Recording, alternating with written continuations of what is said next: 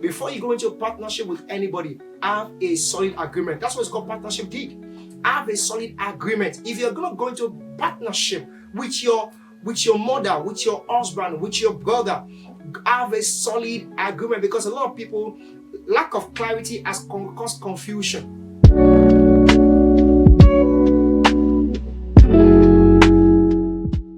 You welcome to Wisdom Masterclass, and I believe in this platform we teach a lot about the wisdom to really businesses and careers to grow.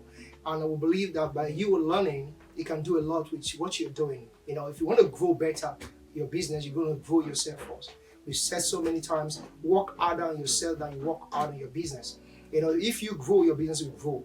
Your growth of your business, your growth is a spillover to the growth of your business. So if you're going to do that, you need to learn and apply what you are learning. Today I've been talking about legal structure. We've been talking about structure for a while now, and I'm becoming a structure analyst and expert because I went for some courses on structure, and I believe that I can bring structure to help whatever anything you're doing. Because when you structure your business, you grow. When you know better, you do better. So because today, like I said, legal structure.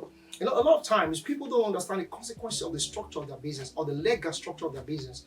There are 5 levels of legal structure. We have the sole proprietorship, we have the partnership, we have the limited liability company, we have the cooperative, and we have the corporation. So because when you understand the legal, when you structure your business legally, that means giving the business name and likes of that. At the beginning, you understand where you're going to. It helps you to really fit in a lot of things. It positions you to protect your business even from day go. So let's start with the sole proprietorship. With sole proprietorship, let's understand the thing. It's like somebody starting a business, and when you are a sole proprietor, you know that your debt it will spill over to your personal life. When whatever you are owing, you can be dragged for it. That's what sole proprietorship is all about. It's a one-man business. All decisions are taken by one man. I use that word. Your liability is not limited. It is unlimited, because if the business is owing, you can be dragged. If you are owing some money now, and the business cannot pay the money, they can come and sell your car. They can sell your house. But that's where we all started from. That's where all businesses started from, or start from. As a business name, you register as a business name, but it's good. It helps you to really create an account for the business. It helps you to really start something, have a name. These are consultants. They have a name like Bosco Ventures, and it's good. But as the next one is the partnership. Partnership is where two people come together to start a business, or they share ideas, they share the money financial together, they combine their efforts together, resources together to start a business. This same is there's no limited liability. They can, if the business is owing, they can drag one partner, they can drag the two of them, the debt of the business can spill over to their own personal life as well. But let me tell you something, my friends, my people, before you go into a partnership with anybody, have a solid agreement. That's what it's called partnership deed. Have a solid agreement. If you're going to go into a partnership with your mother, with your husband, with your brother, have a solid agreement, because a lot of people, lack of clarity has caused confusion. When you don't have the share ratio formula or how they share profit, you will see that when money comes, between one begin to say, I contribute more money, I contribute more this one. Imagine you have to contribute money, and somebody bought about 90% of the money, one person bought 10%. But the person that bought 10% brought more ideas, brought creativity, brought a lot of things that made the business to become successful. That counts for something. So in the share ratio formula, when you say you're going to give all the 90% to somebody that bought 90%, what about all the intelligence and all of the ideas the 10% folk brought to the business? What will it be accounted for? How does it get rewarded? So you must understand this thing. We're going to do some business with my brother early this year, and we're going to really strike that business. It was so sure. We're on our way. While we're in the car, I stopped the car. I said, "Come. When this money comes, how do we share the money?" He said, "No, don't worry. Oh, no. When it comes, we're gonna share it. We just let the money come first." I said, "No. The money isn't gonna come first. Let's know what comes to you, what comes to me." He's not going to be good when the money comes and we begin to throw tantrum over some money. And I had to really force that conversation. at that point. And it was so great. I really forced it because when the money came, we shared it. Everybody was happy. Because a lot of times we allow people to talk you out of talking about money. And by so doing, it causes confusion. It causes a lot of chaos. It causes a lot of people sending assassins to themselves. So or better see some people you have come into collaboration. Collaboration means you have your business, I have my business. We come together in the name of our businesses to execute a project. That's collaboration. Partnership is individual coming together to execute, to create a company in a name they boldly chose. So you must clarify, have an understanding, have an agreement.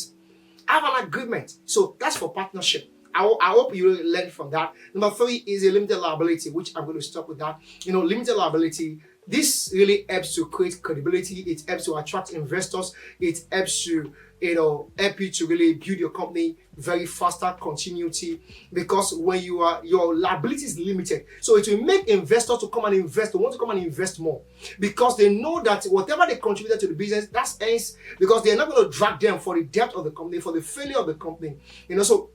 So it is a limited liability, and it's very, very nice. Investors always love to invest in a company with such. So that's the advantage you have, and that's what most of the real estate they do with limited liability company, and most of companies that are going to grow. And that's why when you want to see the picture of the future of your business, you have to understand the structure, the legal structure you attach to it at the beginning.